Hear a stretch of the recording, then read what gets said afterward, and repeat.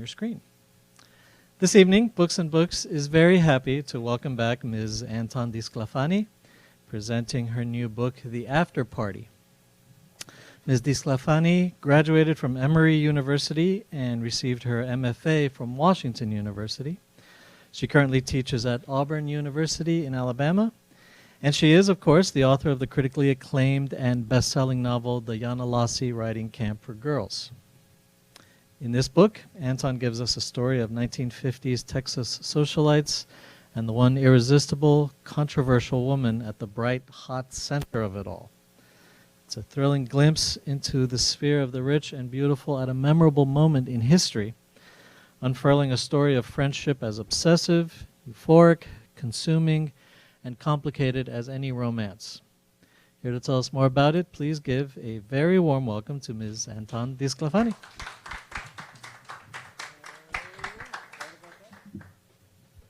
Hi, thank you for coming. It's a pleasure to be back. I'm just going to read briefly and then talk about the book, and if you have any questions, I am happy to answer them. So I'm going to start at the beginning, so there is no need for an introduction. It's the women who still ask me about Joan, young women who have stumbled upon her story and my part in it. Old women who used to admire her photographs in the gossip columns. Joan the Jewel, a glimmer on some man's arm. Frank Sinatra's, Dick Kruger's, Diamond Glen's. They want to know who she was. First, I tell them, she was Furlough Fortier's little blonde darling. From the very beginning, she was adored. Then she was Houston's most famous socialite. They will never know what it was like to stand in her presence, but I try to paint a picture. There wasn't anything subtle about Joan, a woman born to be looked at. She was slender, but she wasn't a twig. Her dresses clung to her, drew attention to her shapely hips, her strong arms, her famous bosom. Wherever she went, champagne flowed like a fountain. She made people happy. She was beautiful, certainly, but she was more. She was lit from the inside. I stop here. They want to know how she disappeared, but I can't tell them that. I don't say that loving her was my earliest instinct, my first memory. I was her best friend since infancy, her modern-day lady-in-waiting, her sister in all but blood. She disappeared for the first time in 1950 when we were seniors in high school. It didn't take us long to figure out that she had run away to Hollywood to become a star. And if you had stood in a room with her at that time, you would have been sure she'd make it. Because she was everyone's dream in those days. Why not some studio executives? She was gone for a year trying, and then she returned, and life as we all knew it resumed its orbit, with Joan at the bright, hot center. She disappeared in 1,000 small ways after Hollywood, for a day, for an evening, for a week. Even when she was with me, it felt as if she were vanishing. It was the one constant in our friendship. She would leave and I would look for her, until I would not. In the beginning, we were both Joan 1 and Joan 2, when our nannies dropped us off at River Oaks Elementary School for our first day of kindergarten. Our teacher, a young blonde thing who was teaching rich babes their ABCs and colors until her beau finally proposed, paused as she was going through names. Paused at us, the two Joans, one fair, one dark. One, it seemed evident, even at this young age, destined to be beautiful. The other one dark, with clear, even features. Pretty enough. What is your middle name, she asked me, the dark girl. Cecilia, I replied. I was 5 years old. I knew my middle name, my address, my telephone number. And you, she asked, kneeling before Joan, taking her tiny hand and holding it as if a fragile bird. I removed Joan's tanned hand from the teacher's grasp. I didn't like people taking liberties with my friend, even then. I was used to people wanting to touch her. I understood, but I didn't like it.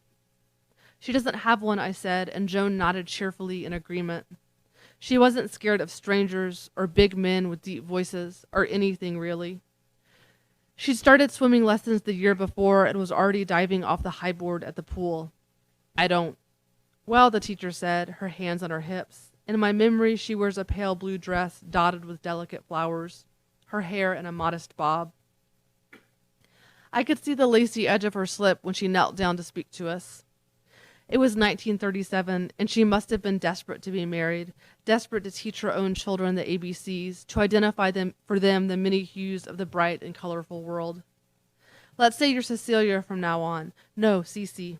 Has a nicer ring to it. And you, she smiled at Joan reassuringly. Don't worry, you're still Joan. Our mothers weren't friends, but they were friendly. We'd met because our nannies, Idy and Dory, were sisters.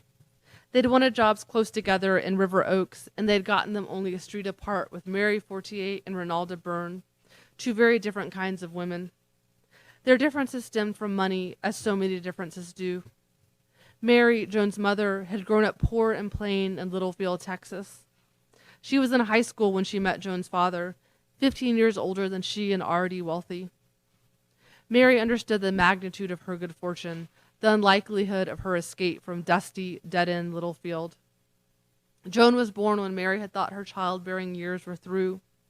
She made Furlow a daddy, Mary a mother, and both parents seemed forever grateful to her for the gesture.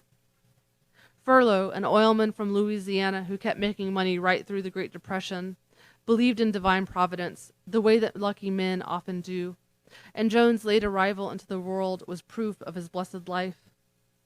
My family was rich too, but not like the Fortiers.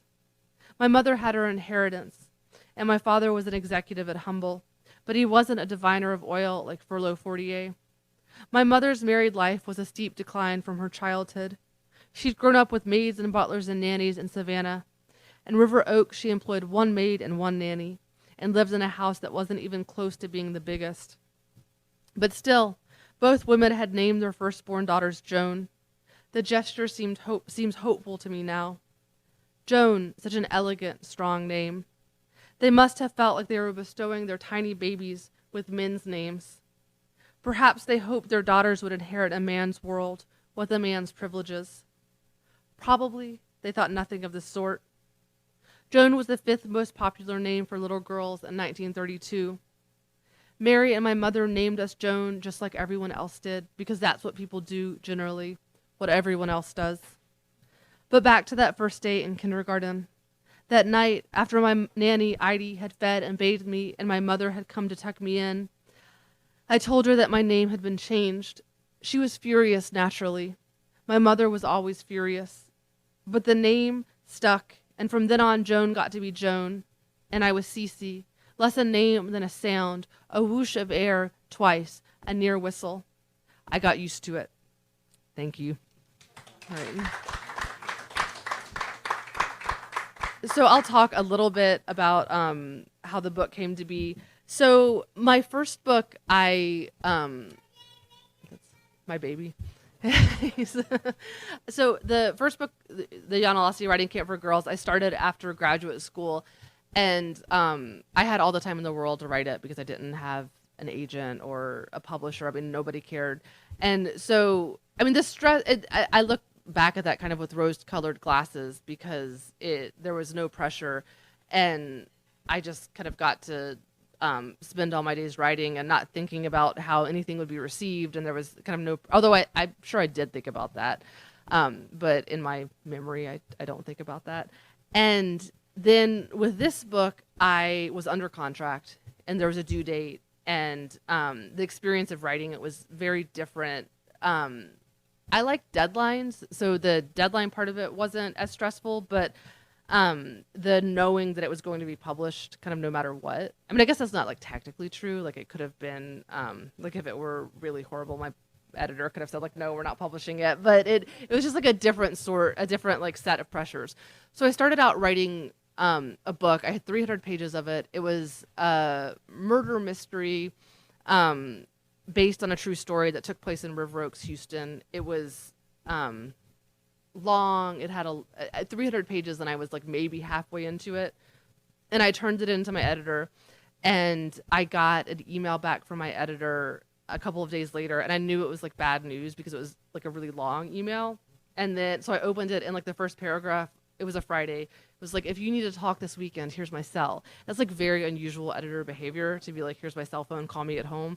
And it was kind of the email then went on to point out all the ways that book wasn't working, which was kind of a relief because I knew that it wasn't working. But as a writer, you're just always, I mean, it always feels like something is wrong with what you're writing. So it's like, am I pushing through because that's just what you do and it's actually good, or am I pushing through and it's bad? And like, I don't know if you ever really know that as a writer. It's just always, I mean, maybe that's only me, but it's like constantly like battling with your brain and trying to see your own work objectively.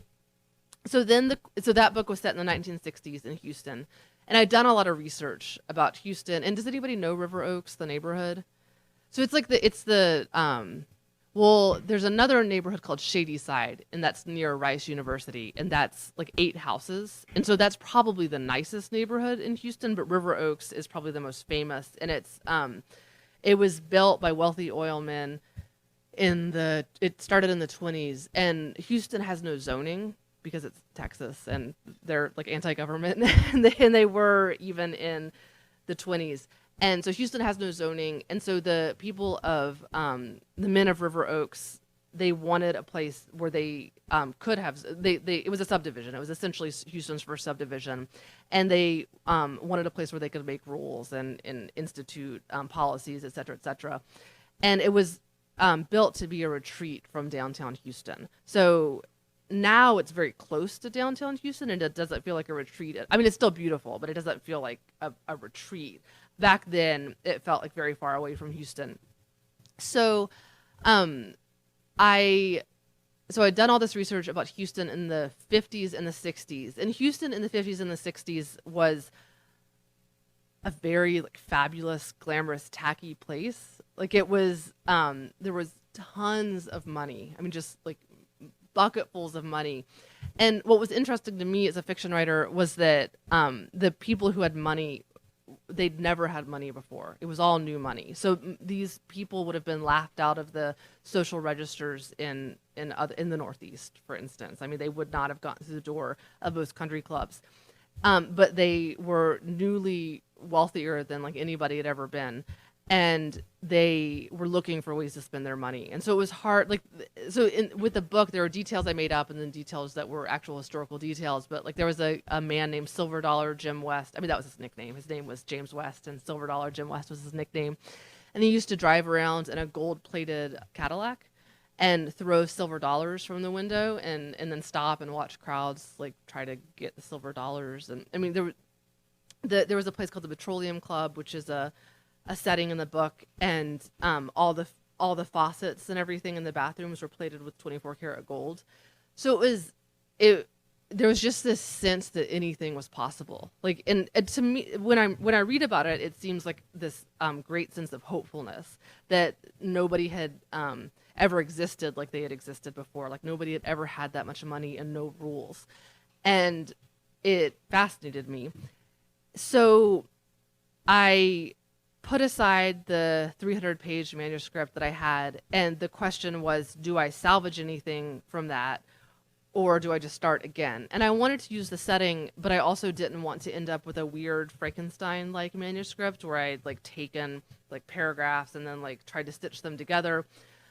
So the book is narrated right now from the perspective of Cece, and she's obsessed with her best friend Joan. The failed book was from the point of view of Joan, and it was all about Joan. And after thinking about it for a few weeks, I decided, like, the thing that I kept returning to and the thing that was most interesting to me was Cece's point of view. And Cece was a friend in the first book.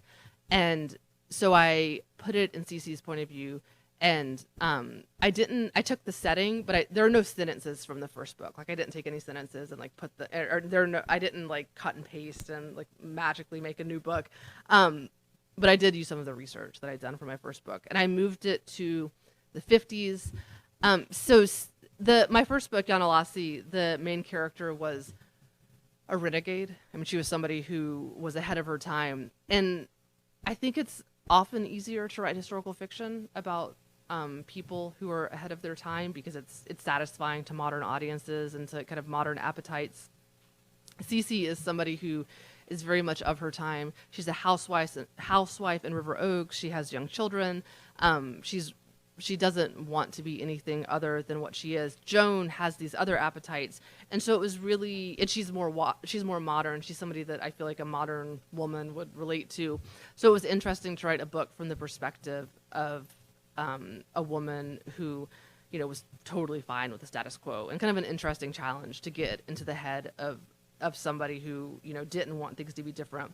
And I said it in 1957. It needed to be before the pill was widely available, birth control pill, and then also before the Feminine Mystique was published. So I didn't want the women in the book to have access to feminist lines of thinking. I mean, they had access to them, but I didn't want it to be like kind of part of popular culture. In the character that I'm writing from the point of view of Cece, she kind of, like, I feel like it would be impossible if you moved her up a decade. She would just seem like a dinosaur, but she doesn't seem like a dinosaur in 1957, which is like one of the reasons I chose that year. And so then I put aside the 300 pages. I started the new book, and it became a book about friendship and this obsessive friend. The one woman, Cece, is obsessed with this other woman, and I haven't figured out a graceful way to end this talk. So I'll just I like kind of start frittering out there that I'm like, how do I don't know if there's like a really good conclusion, but that is the genesis of the book. And I usually talk about Texas. So I'm not from Texas. My father is from Texas, and my mother was born in Louisiana. I grew up in Texas. So I feel like I know Texas, and are you all non-Texans? I feel like I can say that to like non-Texans. I did a reading in Houston, and it was like a little nerve-wracking because people who had actually lived among these people in the 50s came to the reading and talked about things. I like spent a lot of my childhood vacations driving across Texas, which is like excruciatingly boring, but I also feel like I absorbed some things. And we used to drive through River Oaks because my mother likes historic houses. So I remember driving through River Oaks and looking at all the old houses. And we had family outside of Houston, and we also had family in like Muleshoe, Texas, and I mean like the less glamorous parts of Texas as well.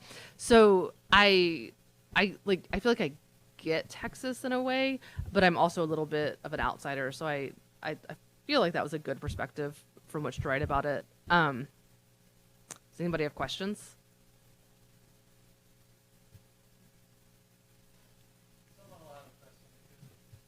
I know. Oh, I did end it abruptly.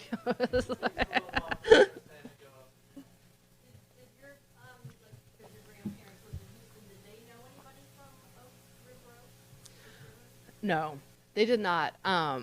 They grew up they were in less glamorous parts of Texas than River Oaks. But no, I know people, like my parents have friends now that a family that lives in River Oaks. Roy and Laura live in River Oaks. So, and then they put me in touch with older women who grew up in the 50s in River Oaks. And it was really because like I had like this list of questions, and I like got on the phone and I was like, question number 1. And they were like, oh, no. I mean, they didn't say that, but they just then like talked about whatever they wanted to talk about, which was great and illuminating. But it, like, I don't think that I got like a single answer. Like some of my questions were answered, but like not in the order that I was asking them. And then they just talked about, I mean, like all interviews go, I guess, good interviews. Like they just took me on all these different paths. So I talked to 2 women for a couple of hours. They talked about it nostalgically. They both still live in Houston, but I think Houston is such a wildly different place. I mean, in a lot of ways for better. It's a wildly different place. But they did talk about that period of their life nostalgically. I think that River Oaks felt like this haven then when they were children, and it doesn't so much now. Like and all because Houston has no zoning. A lot of the really beautiful houses in River Oaks have, and they're, I don't, like, back then they were mansions. Now they're big houses, but they don't seem like huge mansions. They're being torn down, and these ultra wealthy people come in and build like 15,000 square foot houses. So a lot of like the charm. I mean, River Oaks is still a beautiful neighborhood, and there's still many historic houses, but it's some of the charm has been lost. I feel like I sound like a zoning like I mean, I am a zoning advocate. I'm like very pro zoning, but yes. So it had, but it used to be like a not all of them, but some of the lots, it would be like a reasonable, like the house or the lot were in proportion to each other, and now you have like houses that are just like I mean, they're not pretty, and they're just like enormous, and yeah, and a lot of the book. So has anybody heard of Glenn McCarthy? So has anybody seen Giant, the movie? So it was based on a book by Edna Ferber, and then the book was turned into a movie, and James Dean played Jet Rink, who was based on Glenn McCarthy in real life. And Glenn McCarthy was an oilman who came from nothing, and he was from Houston, and so Houston claimed him. He was really eccentric, and he built a hotel called the Shamrock in homage to his Irish heritage, and it was 63 shades of green.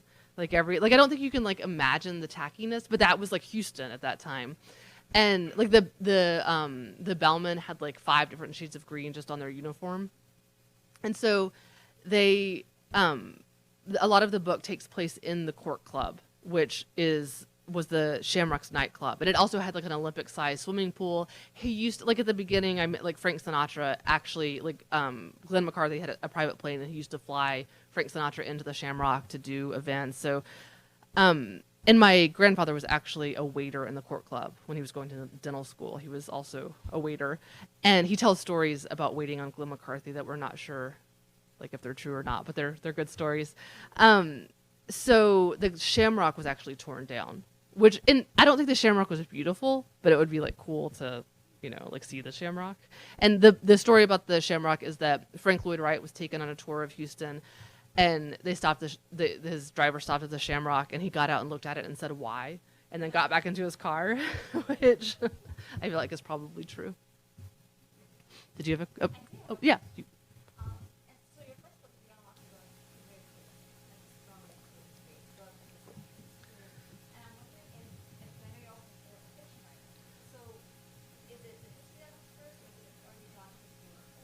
The place, definitely. I mean, I feel like I can't, like in my first book it was like a third in Florida and like 2/3 in North Carolina, and I love both of the places that book was set in. I don't like love Texas. I don't like not love Texas, but I don't have like a deep love for it. But I have spent a lot of time there, and like I know it, and I'm fascinated by it. Like I can't imagine writing a book about a place that I was unfamiliar with, or I didn't I wasn't fascinated by in some way.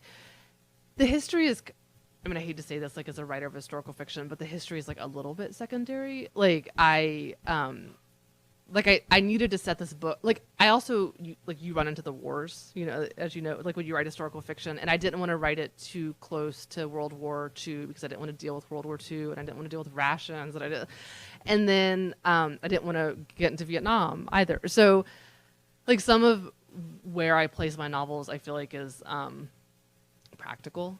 Like what war do I not want to write about? And because I don't really want to write about a war, and then I also, I teach historical fiction, and one of the things I talk a lot about with my students is the pressure, the automatic tension that setting your novel in a historical time, places on your characters. So, like when you're reading a book set in 1957, you know that like that housewife's days are numbered, and like things are going to be very different in 10 years. Or when, like a perfect example is Jim Shepard has a book called Love and Hydrogen set on the Hindenburg, and it's about 2 gay men who are lovers on the Hindenburg, and they're worried about their affair being caught out. You as readers know that like something bad's going to happen to the Hindenburg, but they don't know that. So you just have like this automatic tension that you don't have when you're writing about now, because nobody knows what's going to happen in the future. And I also like really don't want to write a book like that deals with modern technology. Like I don't want to have to like put text messages into my. I feel like I'd be really bad at it. So I know that's not like directly related to your question, but yeah, place definitely comes first. Krista.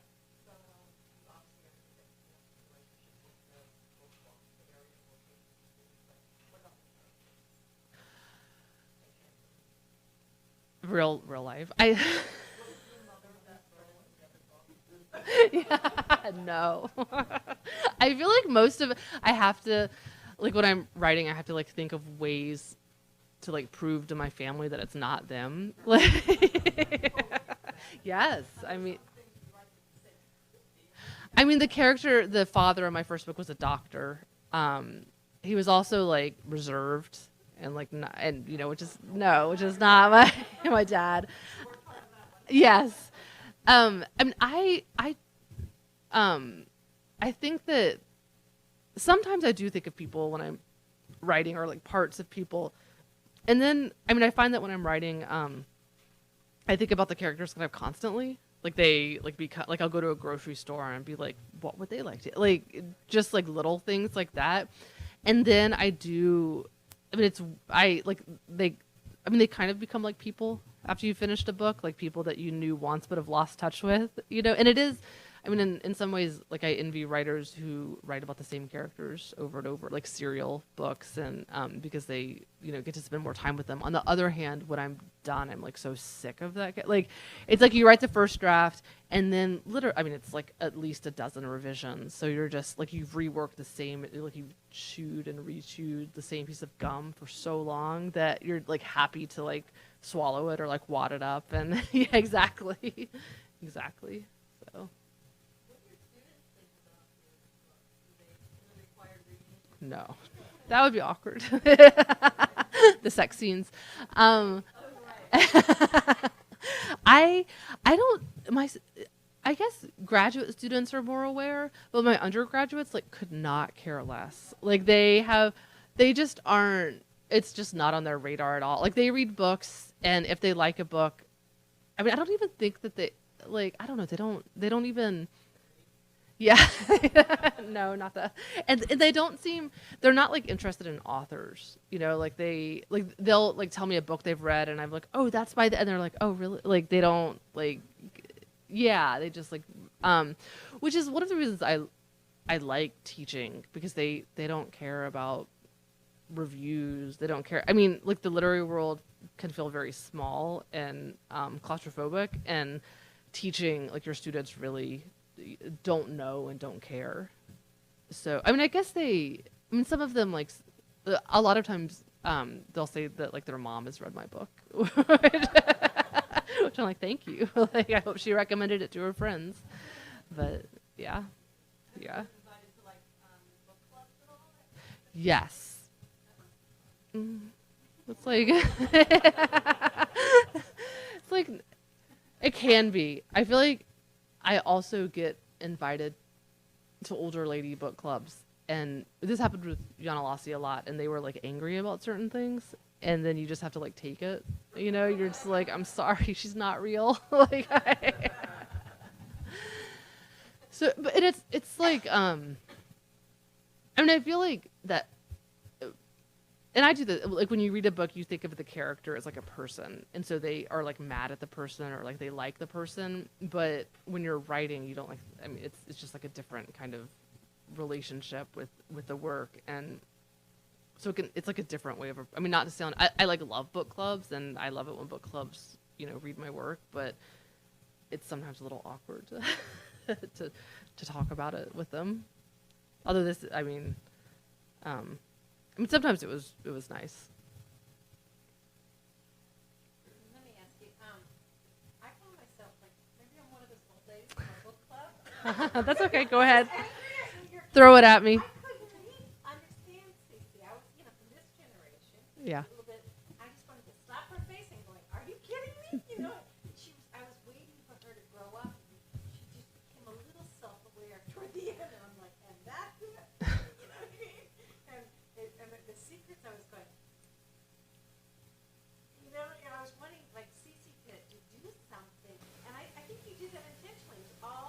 Yeah. mirroring somebody else's life instead of living her own, you know? But what an obsession. Where did you come up with that? Because that was way out there. Her obsession with Joan. I mean, I don't know. I guess I'm an obsessive person. I mean, I haven't been obsessed with a friend like that, but I feel like my friendships in adolescence had that quality of obsession. I mean, not to the extent that their friendship had, but I was interested in that, like the way that a person can be obsessed with a friend, and Affect the her marriage, love, yeah, everything. yeah, She felt like she wanted to take care of her. She felt a responsibility. yeah, yeah. That's what I was trying to go for.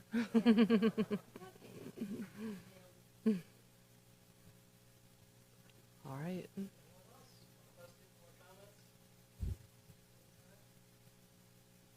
Okay. Thank you. All right, folks, so if there are no more questions, then a reminder for our internet audience watching at home that there is still plenty of time for you to call the number on the screen, and we can ship the after party to wherever you are in the U.S. free of charge. You have to buy the book, but the shipping will be free. For those of you here in the house, we have the book as well as her previous novel, Yana Lassi Writing Camp for Girls, for sale at the counter in the front room over there. She's going to be signing here at the table to the left of the podium, so please give another hand for Anton DiSclafani. Thank you, Anton. All right.